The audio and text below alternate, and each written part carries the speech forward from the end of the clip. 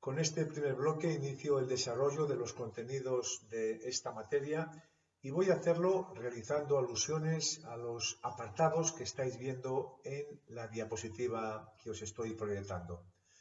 Me parece conveniente referirme, aunque sea de carácter muy superficial, a algunos personajes que pusieron en valor al deporte o a la educación física, haciendo aportaciones muy relevantes en su momento.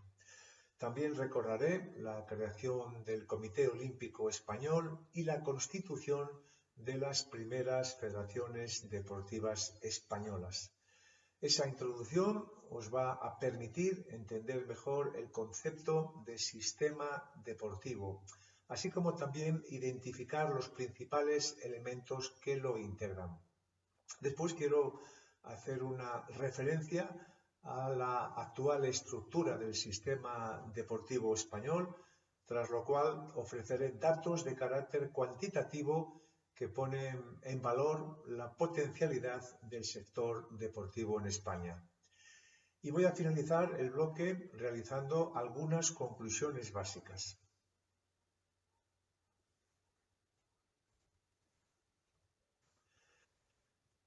Tenemos referencias a la práctica deportiva en la Edad Media, en especial de la nobleza, siendo los más comunes los practicados a caballo, relacionados con la caza y con la guerra. Pero pasados 2 siglos del inicio de la Edad Moderna, tras la unificación de Castilla y León mediante el matrimonio de los reyes católicos, poco a poco se va configurando la idea de la educación física. En aquella época tenemos que recordar que los humanistas unieron el ejercicio físico a la educación general. Sentaron los criterios para la selección de juegos y también para la utilidad de las actividades físicas. La educación física ya se considera de suma importancia para desarrollar y mantener el bienestar general como medio recreativo o también para fines militares.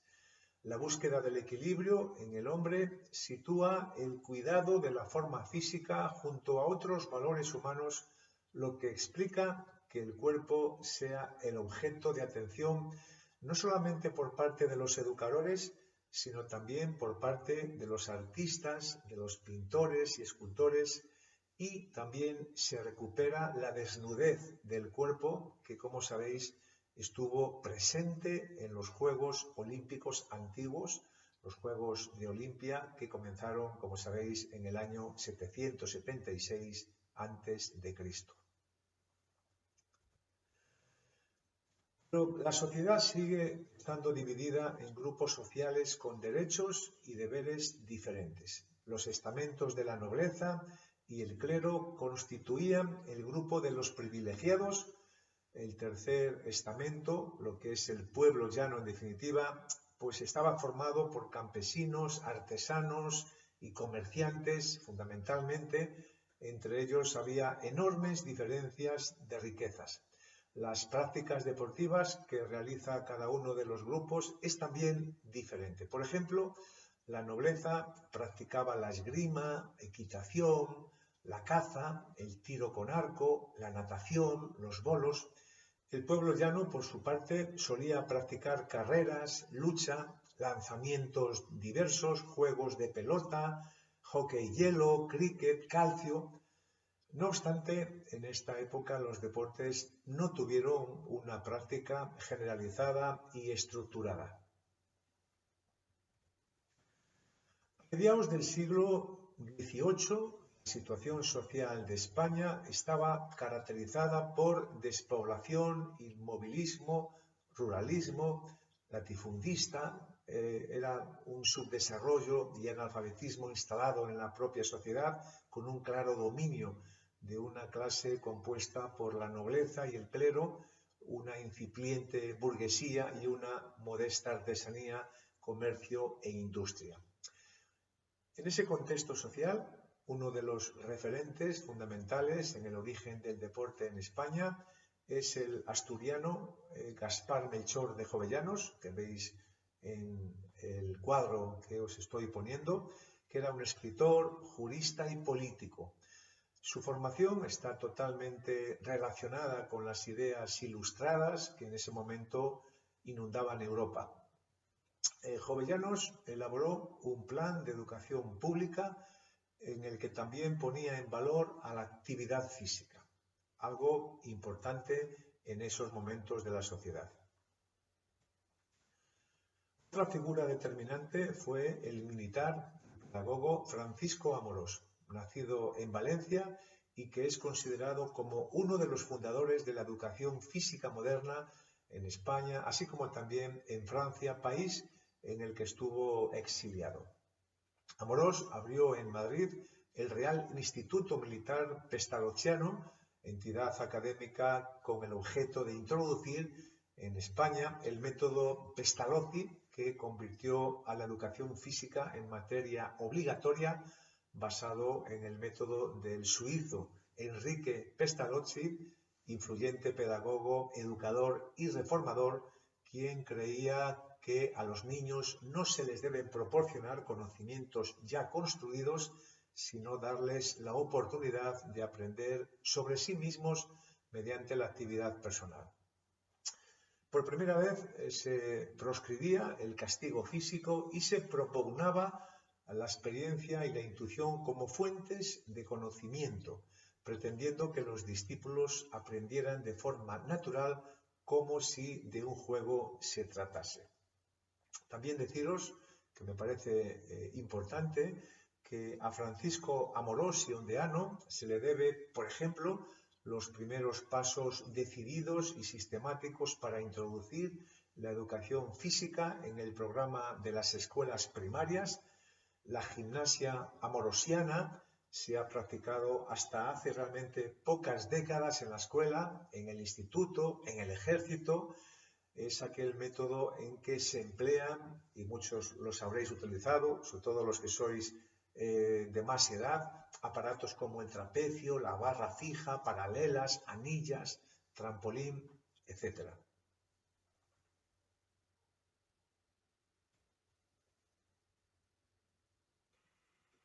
Años más tarde, a estos personajes, ya nos ubicamos en el año 1894, se crea el Comité Olímpico Internacional, justamente 2 años antes de la restauración de los Juegos Olímpicos de la era moderna, que como sabéis fue protagonizado por el francés Pierre de Coubertin. Bueno, pues en 1912 se funda el Comité Olímpico Español, lo conocemos como COE, y que fue impulsado por Gonzalo de Figueroa y Torres, si bien es verdad que años más tarde fue refundado de manera definitiva en 1924. Luego, más tarde, en 1930, la política educativa de la República impulsó el deporte a través de la enseñanza pública, que es un tema también importante. Y en ese contexto ya empiezan a aparecer mayor tejido asociativo.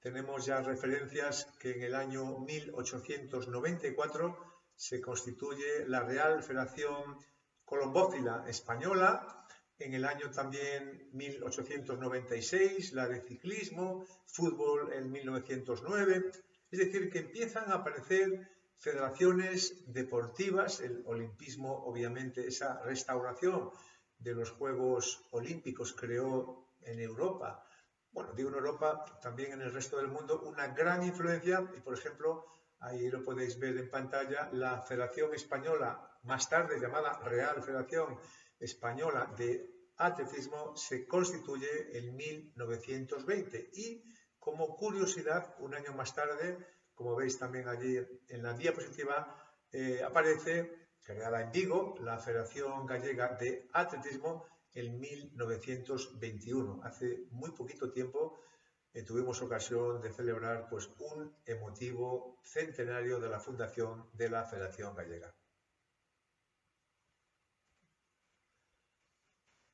Con el comienzo del régimen franquista, tras la terrible Guerra Civil Española, el deporte aquí en nuestro país es controlado por el régimen y se encuentra totalmente politizado. Y, por supuesto, regulado por la antigua Delegación Nacional de Deportes, que estaba controlada, bueno, pues por el único partido que era, como decía antes, la Falange Española.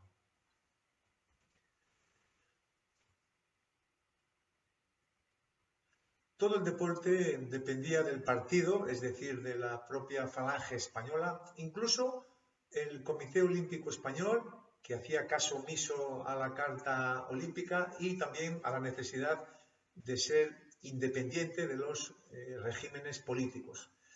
El primer presidente del Comité Olímpico Español en la etapa franquista, os lo he puesto allí en imagen, fue el general Moscardó. Hay muchas referencias a este personaje.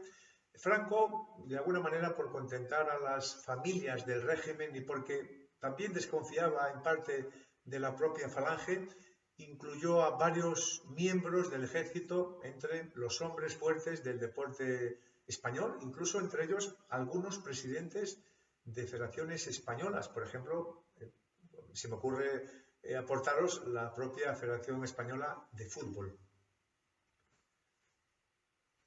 Hay una fecha importante que también quiero destacar. En 1967 se crea en Madrid el Instituto Nacional de Educación Física, el INEF, con un plan de estudios de 4 años y 64 alumnos, todos ellos hombres, varones, que habían sido seleccionados un año antes mediante una prueba de conocimientos generales, unas pruebas físicas y una entrevista realizada por todo un personaje, José María Cajigal, que fue además el primer director del INEF de Madrid.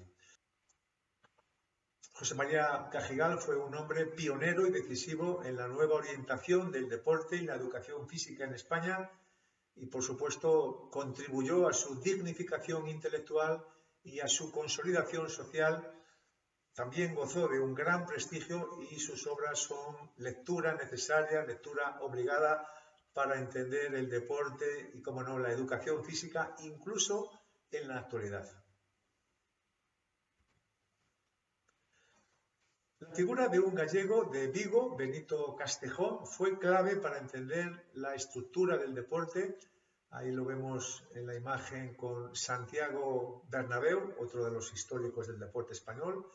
Y justamente 9 meses antes de las históricas elecciones de junio de 1977, Castejón fue nombrado Delegado Nacional de Educación Física y Deporte, permaneciendo después al frente, incluso cuando ya se había conformado el gobierno de la UDC de Adolfo Suárez. Quizás por sus ideas abiertas, con calado internacional. Estuvo al frente del deporte español desde 1976 hasta 1980 y Benito Castejón había realizado declaraciones apostando por la Carta Europea del Deporte para Todos ya en el año 1975, queriendo además adaptar los modelos deportivos de países, pues como por ejemplo la Unión Soviética, Cuba, Polonia o Estados Unidos, importarlos a España, lo cual para aquel momento suponían ideas bastante rupturistas y que chocaban radicalmente con lo establecido. Tengo que hacer mención, como no, a una fecha histórica que es 1978, cuando se aprueba la actual Constitución española y concretamente su artículo 43.3, que indica que los poderes públicos fomentarán la educación sanitaria, la educación física y el deporte. Y dice además que asimismo facilitarán la adecuada utilización del ocio. Fue un momento tremendamente importante para toda la sociedad española, por supuesto, pero también para el deporte, porque el mundo de la educación física, el deporte, sus profesionales, para ellos hubo un antes y un después. En definitiva, se apostó para que las autoridades públicas sean las encargadas de garantizar el acceso a la atención médica, así como también desarrollar políticas de prevención y políticas de promoción de la salud a través también de la actividad física, del ejercicio físico. Otro aspecto importante del artículo 43 es que también aborda la regulación del deporte y la propia actividad física. Se reconoce el papel fundamental que juegan estas actividades en la promoción de la salud y se establece que las autoridades públicas tienen, sobre todo ellas, la responsabilidad de promover y facilitar la práctica del deporte y la educación física para todos los ciudadanos o, por supuesto, personas que deseen practicar. Este precepto de la Carta Magna es también asumido a nivel competencial por parte de las comunidades autónomas al indicar en el artículo 148 de la Constitución que entre las competencias que tienen estas comunidades autónomas se encuentra también la de promoción del deporte y de la adecuada utilización del ocio. Y justamente años más tarde, incluso una sentencia del Tribunal Supremo del 1988 afirma que el apartado que alude al fenómeno deportivo está imbuido en todo el artículo 43, la protección de la salud, lo cual solo se puede lograr mediante el deporte activo y cuanto más extendido esta práctica, mejor. Es decir, mediante lo que conocemos luego como deporte popular o, si queréis, deporte para todos. Tras la gestión de Benito Castejón, que finalizó tras su cese, dio el relevo a otro insigne gallego vinculado a Marín mucho tiempo, aunque nacido en Santiago de Compostela, Jesús Hermida. Jesús Hermida, que culminó la redacción de la ley de 1980, denominada General de Cultura Física y del Deporte, que fue aprobada justamente ese año olímpico y que la ley tenía como objetivo pues, impulsar, orientar, coordinar la educación física y el deporte como factores imprescindibles para la formación, para el desarrollo integral de la persona, reconociendo el derecho de todo ciudadano a su conocimiento y a su práctica. Estos propósitos se hacían efectivos a través de actuaciones como descentralizar las competencias en materia deportiva, como también la obligatoriedad de la educación física en los diferentes niveles educativos o incluso en el establecimiento de un porcentaje que no fuera inferior al 22% de la recaudación de las quinielas del fútbol para poder financiar el resto del deporte español. Bueno, las consecuencias de la crisis económica que vivió España durante la transición se convirtieron en un importante elemento de inestabilidad política. Sobre todo en materia deportiva también comportó numerosas críticas por la pérdida de potencial económico de las federaciones e incluso del propio Consejo Superior de Deportes y por esa dependencia económica de las recaudaciones de las quinielas del mundo del fútbol.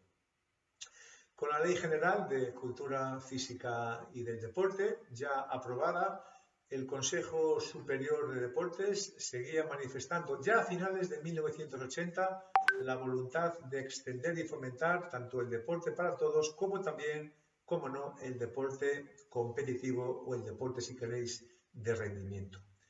Entre las principales líneas de actuación de ese organismo figuraban la creación de infraestructura para la práctica deportiva, el fenómeno de las actividades de carácter competitivo o la promoción también del deporte escolar y del deporte popular.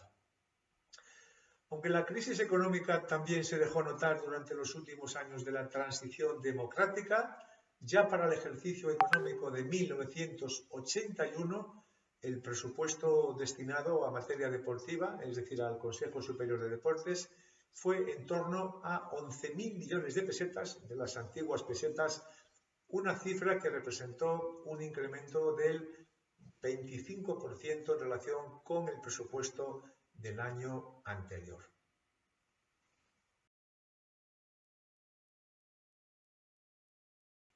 Tengo que deciros que gracias a Jesús Hermida, España estuvo presente en los Juegos Olímpicos de Moscú. El gobierno, en aquella época, presidido, como sabéis, por Adolfo Suárez, no era partidario de acudir a Moscú. La Unión Soviética había invadido Afganistán y los Estados Unidos, junto a otros países, boicotearon los Juegos. Hermida fue un hábil negociador y le habían prometido en una visita allí a Moscú las autoridades soviéticas que apoyarían a la candidatura española de Juan Antonio Samaranch para presidir el Comité Olímpico Español, siempre y cuando España acudiese a la cita de los Juegos Olímpicos.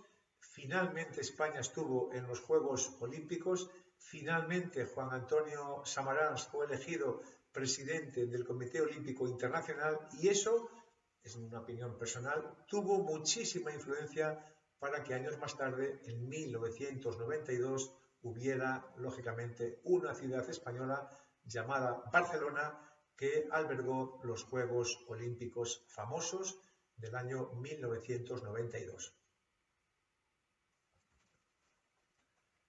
Bien, 6 años más tarde, creo que fue el 17 de octubre de 1986, el Comité Olímpico Internacional hizo pública en Lausanne la designación de Barcelona como sede de la 25 Olimpiada de Verano de la época moderna, lógicamente, de 1992.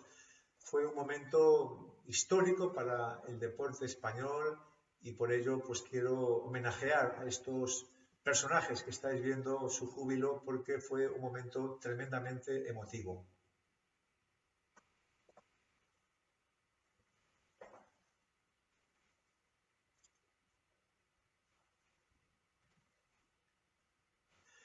Tengo que contaros que, bueno, soy un muy buen amigo de Jesús. Jesús es un gran amigo, hace ya muchos años que le conozco y recientemente tuve ocasión de invitarle a que nos diera una conferencia en la facultad, en el INEF de Galicia.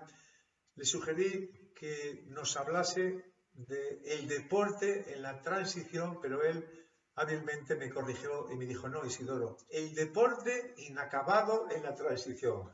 Bueno, y esa fue la conferencia y simplemente recordar que entre las grandes aportaciones de Jesús destacamos los avances en las titulaciones académicas universitarias, de los titulados de los antiguos INEF, también la firme apuesta por el incremento de instalaciones deportivas en España o incluso también las primeras transferencias en materia deportivas del Estado a las propias comunidades autónomas.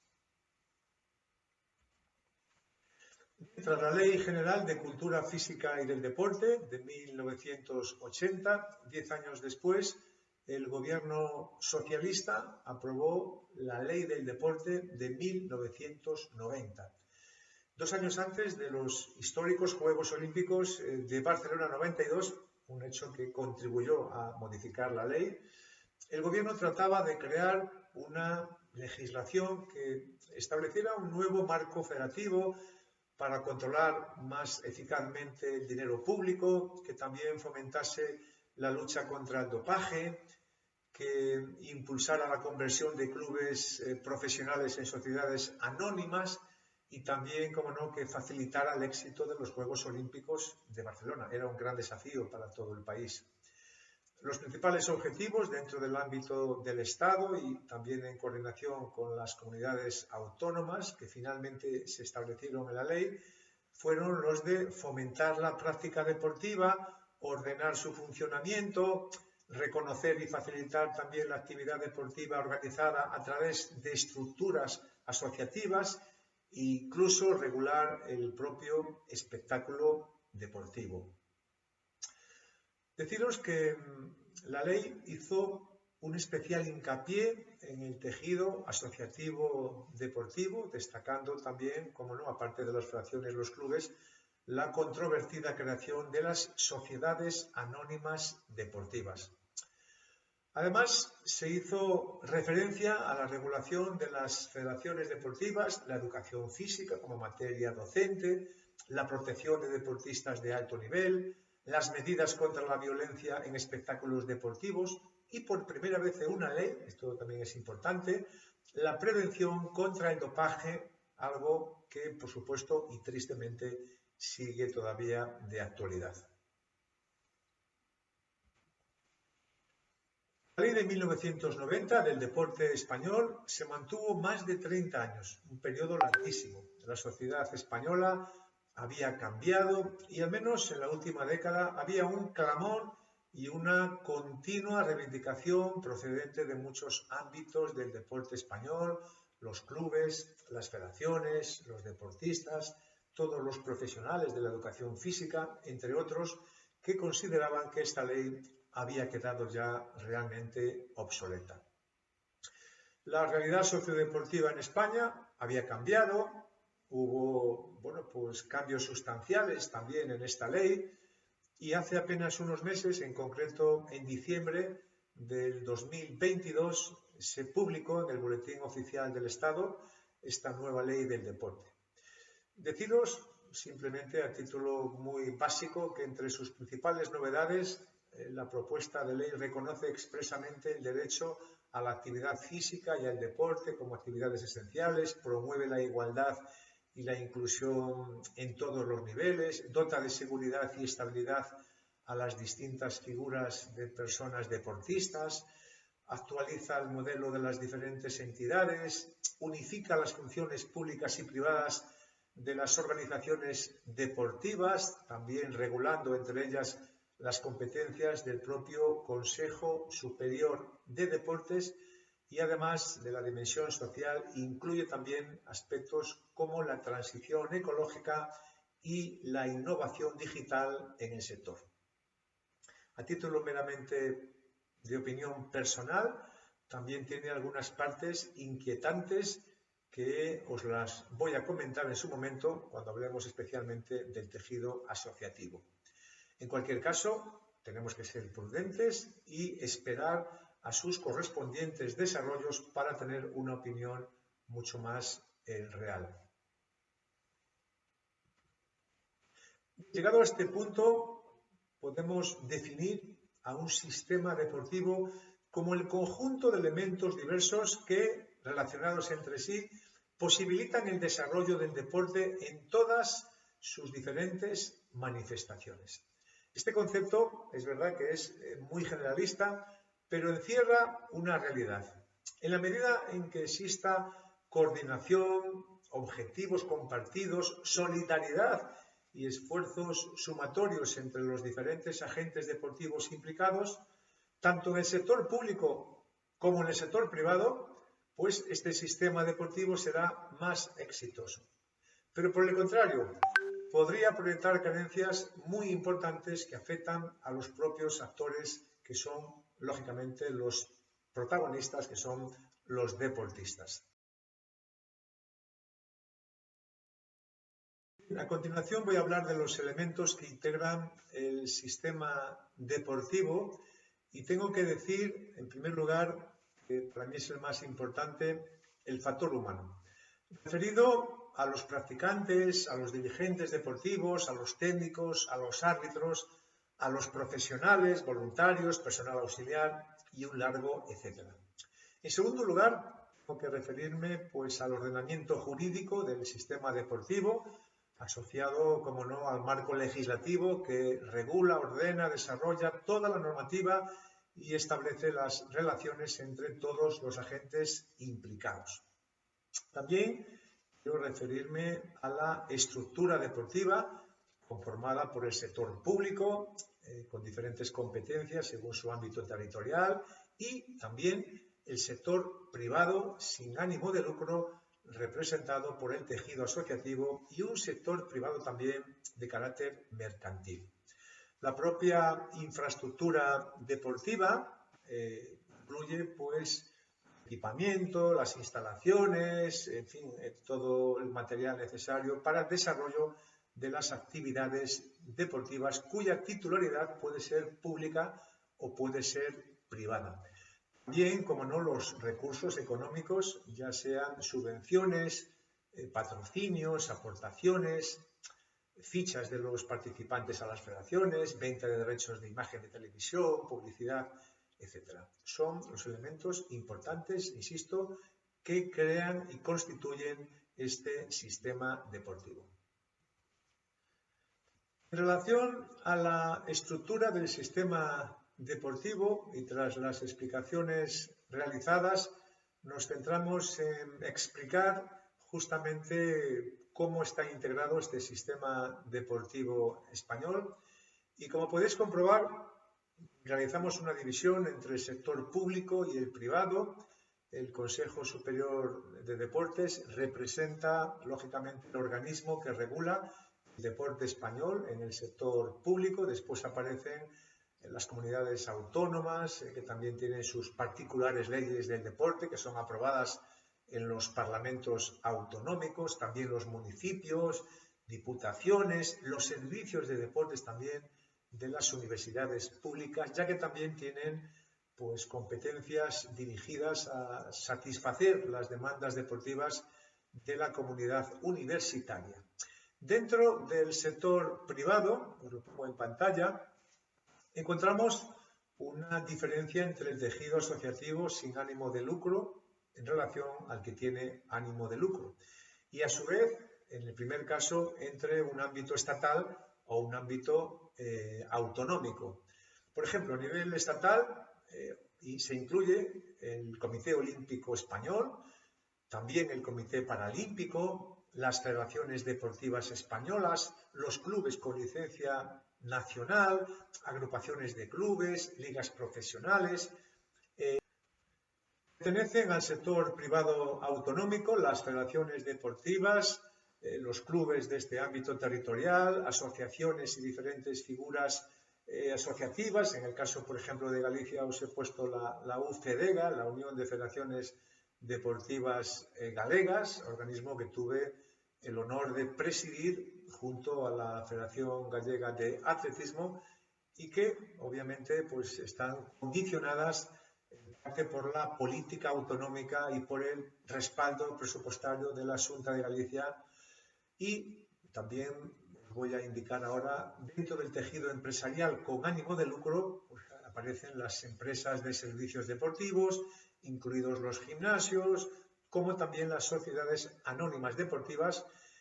Decir que todos estos elementos que estáis viendo en pantalla son elementos estructurales, se complementan, tal y como indiqué en esta clase, con otros elementos del sistema deportivo, como veis allí, el ordenamiento jurídico, los recursos económicos, los medios humanos y también las propias infraestructuras deportivas.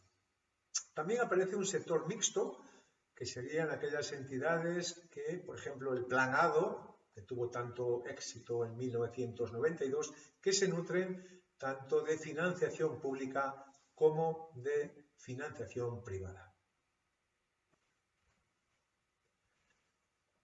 En esta diapositiva os ofrezco algunos datos cuantitativos del actual sistema deportivo español que acreditan su relevancia. Es una actividad, el deporte, muy importante en la sociedad española, incluso desde perspectivas muy distintas. Aparte de las competencias del Gobierno de España a través del Consejo Superior de Deportes, existen las propias competencias de las 17 comunidades autónomas y 2 ciudades que tienen, como sabéis, Ceuta y Melilla, estatutos propios. Y lo mismo acontece con las 41 diputaciones provinciales, los más de 8.100 municipios, las 66 federaciones deportivas españolas o las más de 700 federaciones autonómicas que gestionan en torno a 76.500 clubes nacionales en los que se incluyen prácticamente los 4,1 millones de personas federadas en España. Algunas de ellas no están en clubes porque sabéis que hay también la licencia como independientes. Bueno, la relevancia del sector deportivo se justifica, entre otros datos, por las 40.800 empresas vinculadas a este sector o incluso las más de 1.100.000 personas ocupadas en actividades relacionadas con el propio deporte, en, lógicamente, sus diferentes manifestaciones. Antes de referirme a las entidades del sector público y a sus competencias, voy a ofreceros datos sobre los deportistas federados en España, que son publicados por el Ministerio de Cultura y Deportes a través y además lo hacen anualmente a través del Consejo Superior de Deportes en una publicación denominada Estadísticas del Deporte Federado. Como decía en la anterior diapositiva, el total de federados en España superan los 4.107.000 deportistas. Más del 53% de todos ellos se concentran en 4 comunidades: Cataluña, Andalucía, Comunidad de Madrid y Comunidad Valenciana. El resto está repartido.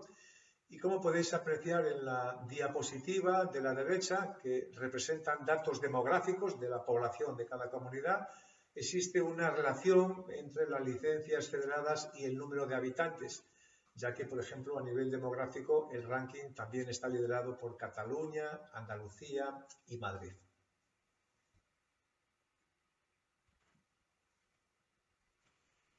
Bien, si analizamos las licencias y el deporte practicado, creo que no os digo nada nuevo, el fútbol, además por gran diferencia, ostenta la supremacía sobre el resto de los deportes.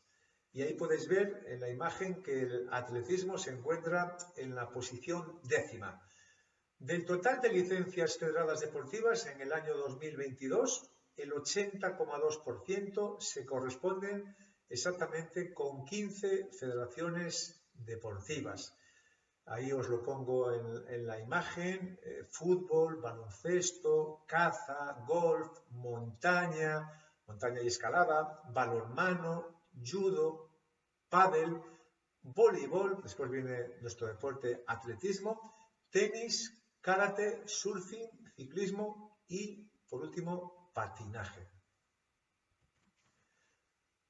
Por otra parte, a pesar de los notables avances que está teniendo el deporte femenino en nuestro país, si se desglosan los resultados por sexo, podéis apreciar cómo hay diferencias muy significativas.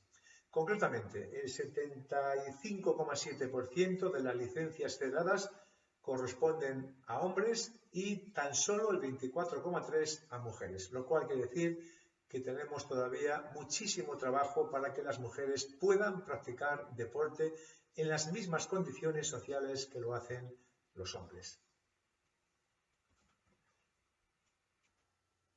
Bien, pues tras este breve recorrido por algunas etapas que han condicionado al deporte español, estamos en condiciones de afirmar que no existe un único sistema deportivo, encontrando variaciones sustanciales, aunque, lógicamente, haya áreas comunes de intervención.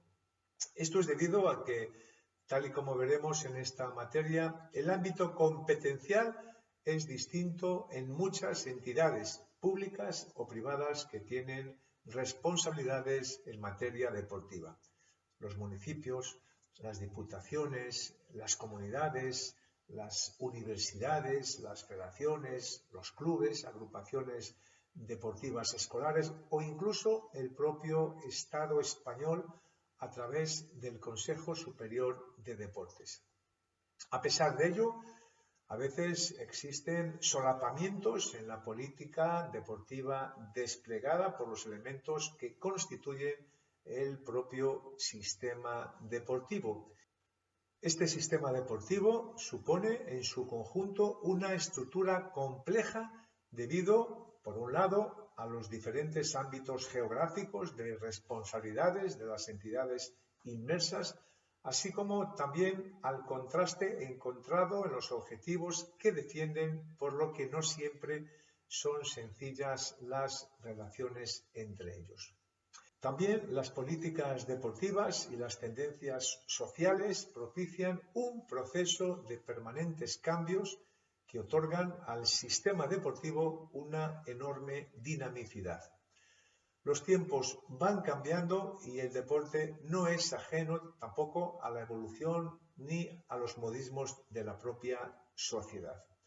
El contraste entre las diferentes expresiones del deporte, saludable, recreativo, lúdico, de rendimiento, educativo, etc., y los estamentos conllevan intereses muy variables, lo que se traduce en visiones muy distintas del hecho deportivo, incluso dentro de una misma entidad, como puede acontecer en el seno de una federación deportiva.